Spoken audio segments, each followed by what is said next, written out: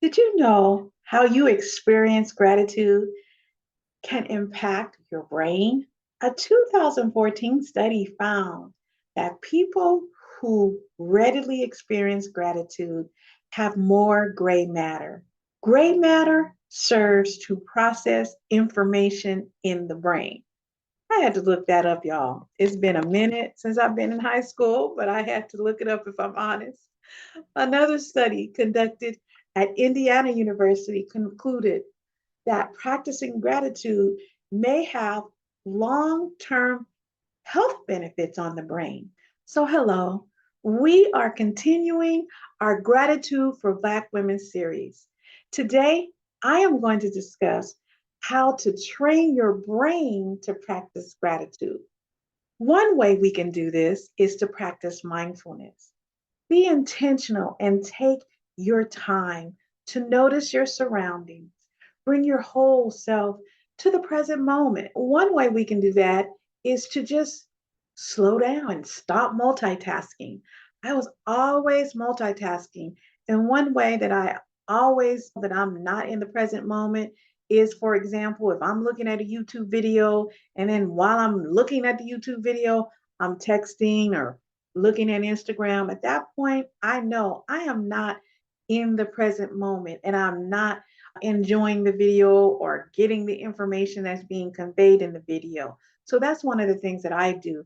And that's one of the ways that I check to see if I'm being mindful. Another way to be mindful and practice mindfulness is just to notice any beauty around you. When you're outside, for example, what sounds do you hear? What flowers and plants do you see or smell? How do these sensory stimulants make you feel? That's a part of being mindful. This will help you to become more aware and to connect with your environment.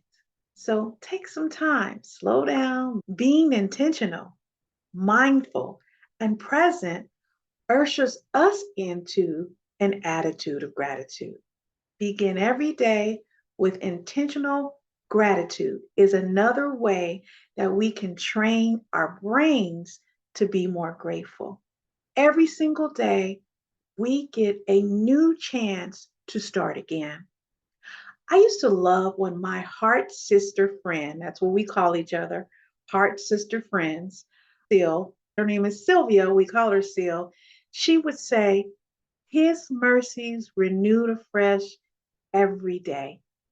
That's in, I believe, Lamentations 3:23 through 24. So, how do we begin every day with intentional gratitude? There are different ways of doing this. I, for example, begin my day by prayerfully giving thanks to God. That's what I do.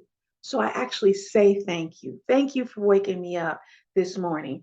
Thank you for letting me see another day. Thank you that I am healthy this morning.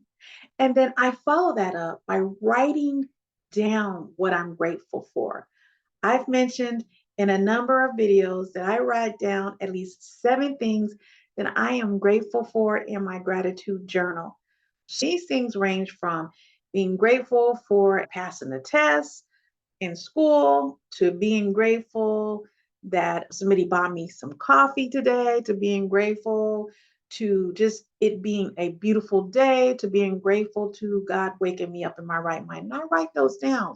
These 2 steps help to prepare me to begin my day with an attitude of gratitude. And you may have other steps, but those work for me. Another way that we can train our minds, our brains to gratitude is exercise reframing. So, what do I mean by that? Instead of viewing crummy circumstances, events, or situations as negative or as problematic, we can view them as an opportunity. And I'll give you an example. Let's say you ordered an Uber. You ordered it, you pre-ordered it. You get the text saying, hey, the Uber is 30 minutes away. Find out, hey, they send you another text saying, hey, the Uber is 15 minutes away. You get a third text saying the Uber got canceled. So, of course, you're not happy about that. I've had that happen to me. I was not happy, right? So then you get another text from Uber saying, hey, we're trying to find a driver, another driver for you. We're looking. And then you get a text saying the driver is on the way.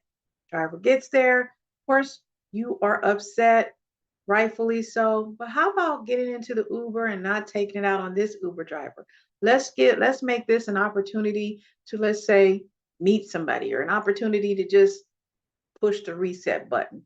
So let's say you get in this Uber, the person that is driving you, she is an avid traveler. She tells you this, and you kind of get in a discussion about some of her recent travels. You find out that she recently returned from a country that you yourself plan to visit in the near future. She gives you tips on the best time of year to travel, reliable accommodations, as well as points of interest and things to do in that destination. So, see how you reframe that situation. You reframe the situation and you opened yourself up, one, engaging in a positive exchange with that you have never met. And that openness allowed you to receive some information that you did not have before. Another way that you can train your brain is you can surround yourself with grateful people. We know that other people's attitudes can be contagious. This is why we use phrases like, don't be a Debbie Downer, because negative behavior can get us all down, right? And so can being around positive and happy people can get us all down. The reverse is true. You can be around happy people. That's also contagious. Positive people. That's also contagious. The same thing is true with being around grateful people. That can be contagious. Why? Because we as human beings tend to mirror the behavior of those around us. For example, you're talking to somebody. You guys are talking normally at first. Then the person starts to whisper. You start whispering. You don't even know why you're whispering. You just start whispering. Why? Because you're mimicking that person's behavior. Another example is you go outside, you see people looking up, so you start looking up. I don't know why you're looking up. They're looking up. So we mimic people's behaviors. We can use this naturally occurring behavior that we have to mirror people around us to our advantage, surrounding yourself with other intentionally grateful people. Remember that old saying? Birds of a feather flock together. So be intentional about who you surround yourself with. It's really important. Another way that we can train our brain to be grateful is to communicate our gratitude to family and friends by showing appreciation daily and by not letting kind acts go unnoticed. So, just saying thank you, sending a text saying I really appreciate it. And maybe if you are in close proximity to the person, maybe you can show your appreciation in other ways. Maybe you can take that person out to lunch, maybe take them out to dinner, send them some flowers. And I'm not saying you have to do that for everything that people do. I'm just giving examples of ways that we can communicate and show our gratitude for people around us, including our family and friends. It could be something as simple as sending a text on somebody's birthday and anniversary, just letting people know that you're thinking about them. And I think that is a way to communicate to family members and friends and those around us that we appreciate them. Training yourself to show gratefulness for loved ones can strengthen your relationships with them as well. So that's an additional benefit to showing your appreciation and gratitude for your family, friends, and those around us. Another way that we can train our brains to be more grateful is to practice empathy. With this pandemic going on and remote work, a lot of us find ourselves in islands and in silos. And so it's so easy to just focus on just what's going on around us because everybody is dealing with something. So, having said that, putting yourself in someone else's shoes helps us to remember how blessed we truly are, right? So consider what others are going through, and dealing with. It just helps us. It helps us to be more grateful. I mentioned in a prior video how grateful people, they tend to be more generous, and I'll link that video up above somewhere, and I also put a link in the description box below. So just being grateful, being mindful, and just kind of thinking about what other people are going through. And when you're able to do what you can do, when you're grateful, you just have I think you have a natural desire to want to help. Why? Because when you're grateful, you want everybody to feel it. At least I do. So that's another way that you can build your gratitude muscle, if you will. Another way that you can train your brain to be grateful is to use your social media to share uplifting and inspirational messages. It's so much going on, and that could just help people so much. It could be a post that you saw that was just uplifting and inspirational. It could be a quote. This is a way that we each can play a role in creating a more positive online atmosphere during this digital age by encouraging each other to remember that we have a lot to be grateful for.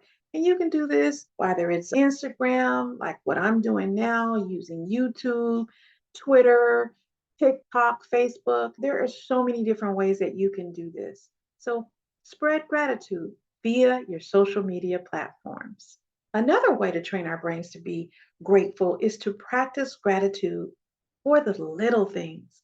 Most of us are grateful for the big things, like getting married, buying a home, or graduating from college and other things, right?